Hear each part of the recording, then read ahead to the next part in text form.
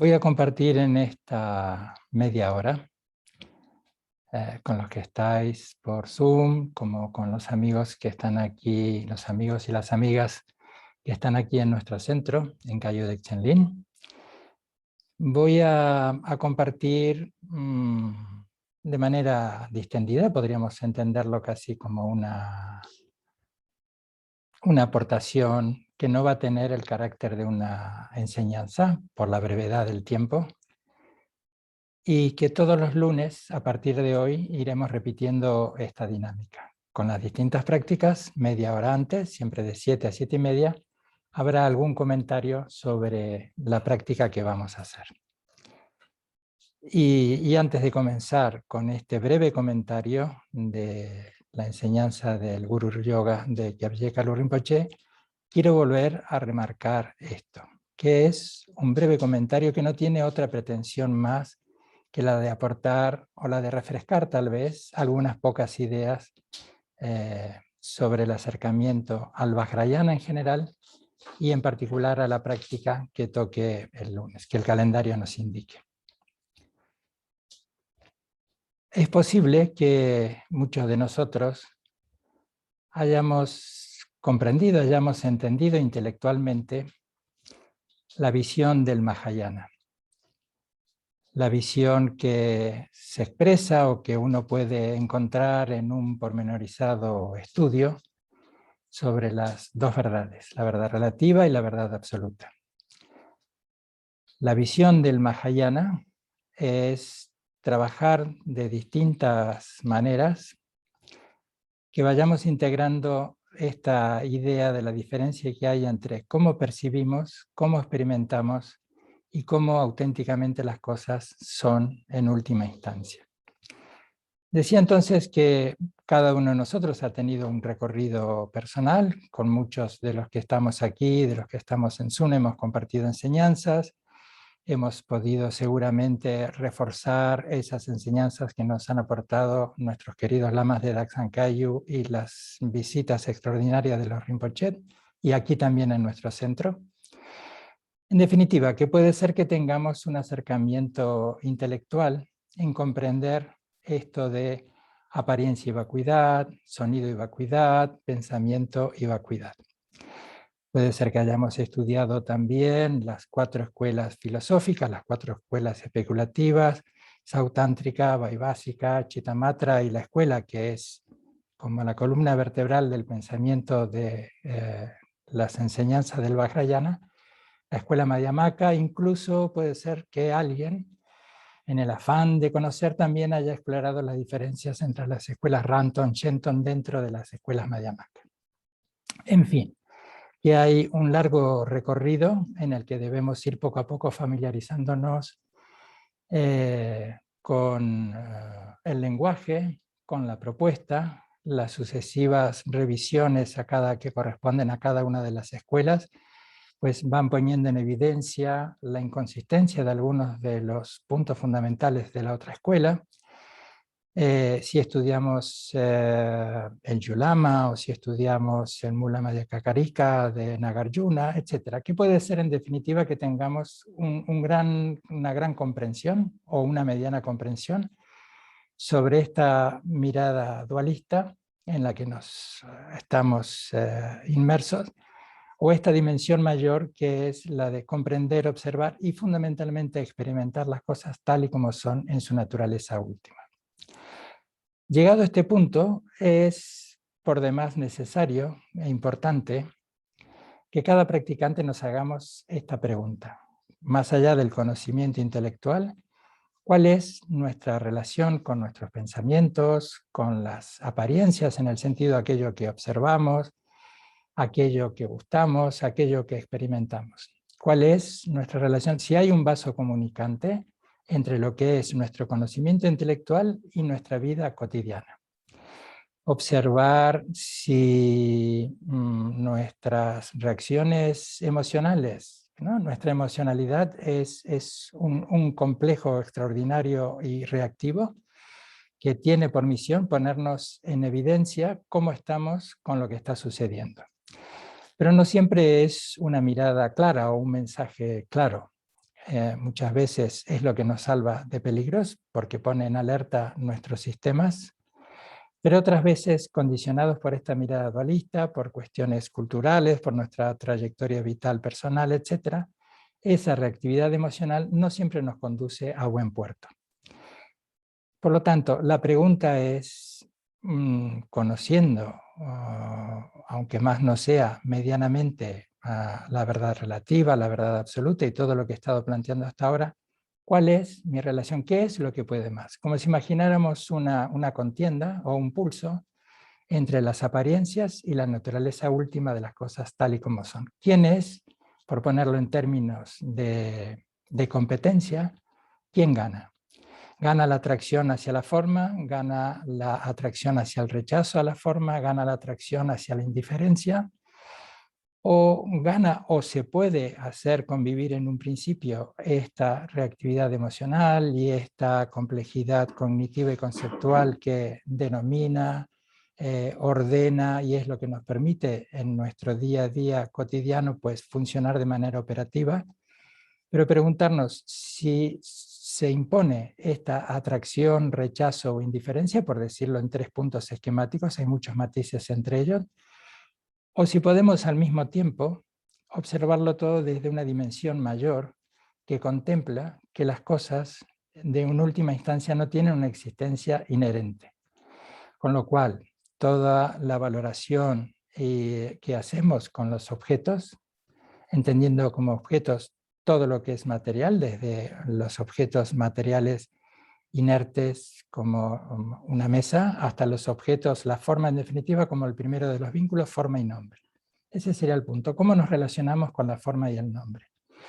Si podemos mediar entre la impulsividad del rechazo, de la cercanía, del aferramiento o de la indiferencia, o, como decía recién, si lo podemos ver desde una mirada mayor donde contemplamos que podemos operativamente funcionar de una manera, pero al mismo tiempo estamos siendo desde esa dimensión mayor, comprendiendo que las cosas no tienen una existencia en sí mismas.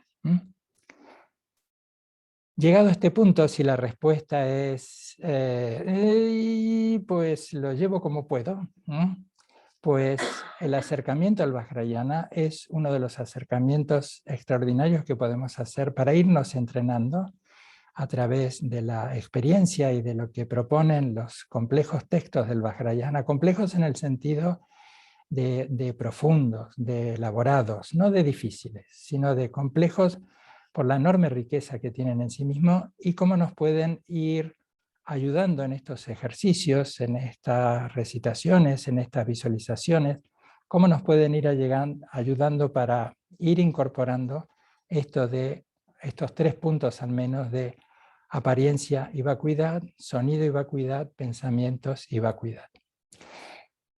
Estos 3 puntos están tratados independientemente de la extensión de la práctica que utilicemos, que un breve inciso, solemos decir práctica, pero el nombre tal vez que mejor lo define es aproximación al logro, traducido desde el tibetano o rupta, pero eso ya en todo caso es para los textos de mayor volumen, por ejemplo los que hacemos en Daksan Kayu, el que hemos hecho semanas atrás Kalin Chitro, o el que se hará más adelante en el retiro de Che, o el que se hará cerca del nuevo año tibetano, la práctica Mahakala, rupta.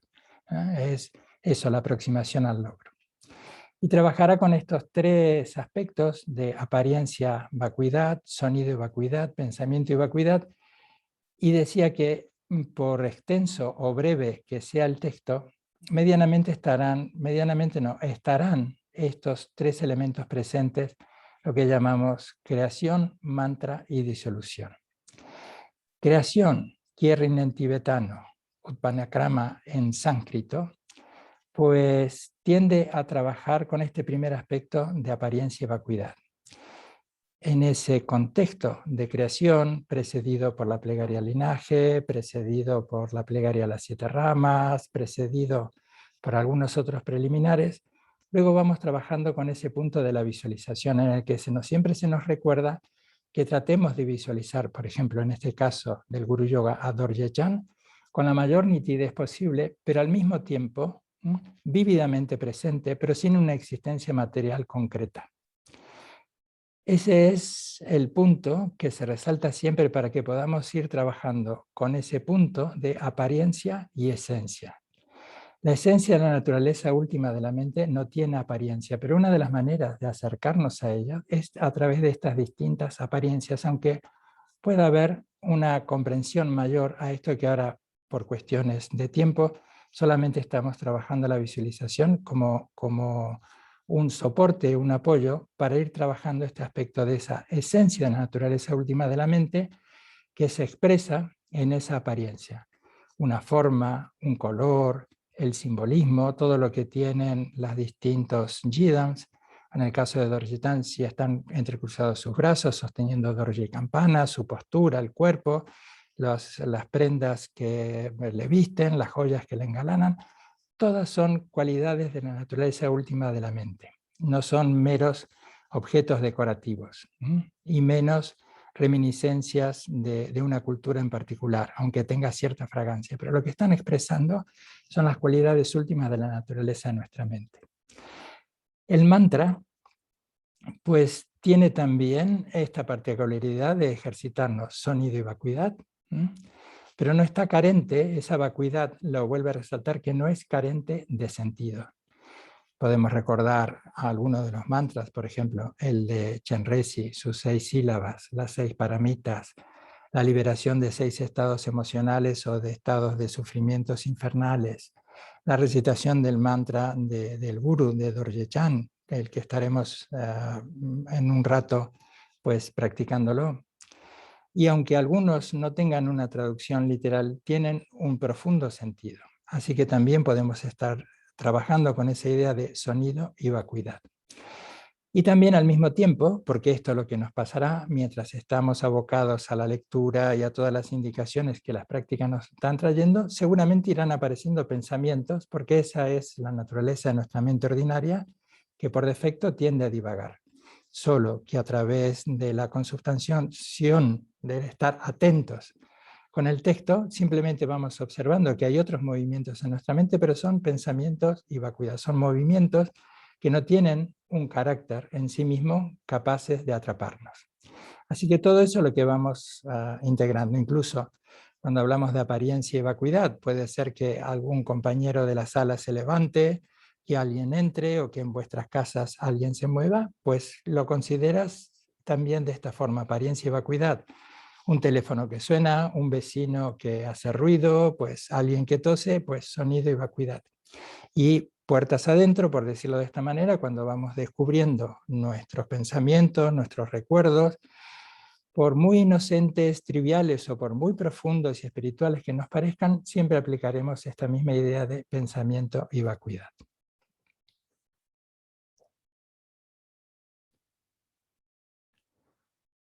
Hoy nos vamos a dedicar a la práctica del Guru Yoga. He nombrado Guru, y esta es una palabra que tiene una gran riqueza y distintas acepciones dependiendo del contexto en el que se lo presente, en el que se resaltará un aspecto de lo que significa Guru. De hecho, cuando estudiamos los distintos acercamientos graduales, como el ornamento de la preciosa liberación de Gampopa, o el Amrin de Taranata, o el Bodhicharyavatara, u otros textos, van apareciendo qué es lo que entendemos por Guru y las distintas acepciones que tiene el Guru. En este contexto, la palabra Guru es entendido no tanto como la relación con un individuo, con un maestro o con una maestra, sino fundamentalmente con comprender e integrar la idea de Guru como camino, de Guru como recorrido. No obstante, si nuestro estado actual, en el que me incluyo, las apariencias, la forma y el nombre en nosotros aún siguen operando de una manera que esta idea de apariencia y vacuidad no siempre está presente, pues entonces el hecho de trabajar con un gurú, con un maestro o con una maestra en forma física, presencial, pues es un hecho sumamente extraordinario y beneficioso y enriquecedor. Lo que en tibetano se dice tendrel, esa condición o esa conexión, me corrijo, esa conexión auspiciosa en la que tenemos un maestro con unas cualidades tal que pasan a ser una referencia absolutamente incontrastable de lo que es esta expresión de la naturaleza de la mente, en la que la apariencia y la vacuidad, el sonido y la vacuidad, el pensamiento y la vacuidad, no solo están allí presentes, sino que todo esto, que es un punto a resaltar, todo, absolutamente todo, es una expresión de una compasión sin límites y que no necesita de un apoyo en particular para expresarse. Cuando digo que a veces la compasión necesita de un apoyo para expresarse, es nuestra relación con la forma y con el nombre. Si la forma y el nombre me es afectivamente cercana, amistosa o una figura muy cercana de la familia, muy querida, esa forma y ese nombre hacen que de manera casi inmediata surja en mí ternura, cariño, solidaridad, compasión y me preste a ponerme en marcha para colaborar, sostener y ayudar. Si la forma y el nombre son anónimas, pues tal vez necesite, y esa es una de las cualidades que tenemos como seres humanos, de ejercitarla para hacer ese punto de la sabiduría, y en este caso el de la compasión, cada vez más inclusivo. Y por poner otro caso, en este punto algo extremo, si la forma y el nombre, es decir, la persona, me resulta francamente desagradable o tenemos una relación difícil y ambos hemos salido perjudicados en algún punto, pues la compasión allí pues, no está presente o nos cuesta mucho. Así que este es un punto también interesante porque este es un elemento que podemos explorar, que podemos entrenar. De hecho, tantísimas enseñanzas se basan en este hecho. Las enseñanzas del Ollón, el entrenamiento de la mente en 7 puntos, los 4 preliminares comunes, los 4 recordatorios como el amor, la compasión, la alegría, la ecuanimidad, el trabajo de las paramitas, el trabajo, el desarrollo de la virtud como eje del bienestar, en fin. Tantísimos elementos, enseñanzas y ejercicios, por llamarlos de alguna manera, que están incentivando esta capacidad que está presente en nosotros y que necesita ser ejercitada para ser cada vez más inclusiva. Por eso todos los pensamientos que están incluidos en todas las prácticas, siempre estamos hablando de todos los seres sensibles. Dicho esto, entonces, si nuestro punto es en el que nos encontramos, en el que sentimos o experimentamos a la forma y el nombre como algo concreto y externo a nosotros, el maestro está allí y yo como alumno, como discípulo estoy aquí, pues ese es un camino extraordinario en el que mantenemos esa conexión auspiciosa con el maestro y nos va haciendo no solo nuestro guía, sino fundamentalmente la representación de esa naturaleza última de la mente. Por eso se suele utilizar esa bonita imagen, seguramente muy conocida por todos, que esa indiferenciación entre la naturaleza de nuestra mente y la naturaleza del maestro iluminado se suele representar con lo que sucede cuando cuando dejamos caer una pequeña gota en una vasta superficie de agua, en un gran lago o en el mar. Cuando dejamos caer una pequeña gota, ni bien toma contacto con esa superficie mayor de agua, ya está indiferenciada.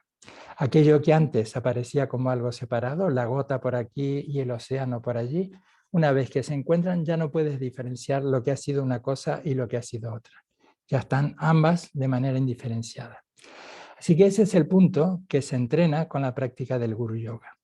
Por eso, en algún momento de la práctica vamos visualizando que de la frente del maestro, de la garganta y del centro del corazón salen esas 3 luces de color blanca, roja y azul con las letras Om, Ahum, y todo ese proceso en el que nos vamos acercando para acortar esa arbitraria separación que hemos establecido entre la naturaleza de la mente del maestro y nuestra propia naturaleza, o la naturaleza de nuestra mente. De tal manera es ese recorrido con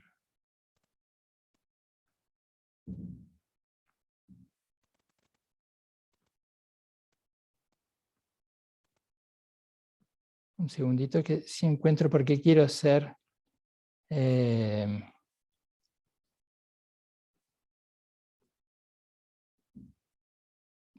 quiero hacer una cita aquí, que es preciosa, que fue dicha por Trulli Rinpoche, que hace muchos años, antes de alcanzar el nirvana, fue una de las figuras más representativas del linaje Nyingma. Kyabje, señor del refugio, Kyabje Trulli Rinpoche dijo en su momento, con estos versos preciosos: el guru simbólico surge como una manifestación externa para la realización de las apariencias y vacuidad. El guru del significado fundamental, que es el guru interno, surge para la realización de la luminosidad y vacuidad. Alcanzar el logro de las prácticas del guru externo e interno es el guru yoga. Lo vuelvo a leer. El guru simbólico surge como una manifestación externa para la realización de las apariencias y vacuidad. El guru del significado fundamental, que es el guru interno, surge para la realización de la luminosidad y vacuidad. Alcanzar el logro de las prácticas del guru externo e interno es el guru yoga. Y esta es la esencia que está presente en todos los guru yogas, particularmente nosotros. Estamos practicando y hemos recibido enseñanzas de Lama Drupju sobre el guru yoga de Kyabje Kalu Rinpoche, pero la esencia de todos los guru yogas, como el de preliminares y otros, es esta: colaborar a través de la práctica sostenida de estabilizar este acercamiento al guru externo y al guru interno. Dicho esto, como una breve y brevísima introducción, o me corrijo, no introducción, sino como unos breves comentarios a la práctica del Guru Yoga de Kyabje Kalu Rinpoche, pues vamos a hacer ahora un breve paréntesis y vamos a pasar a la práctica en sí.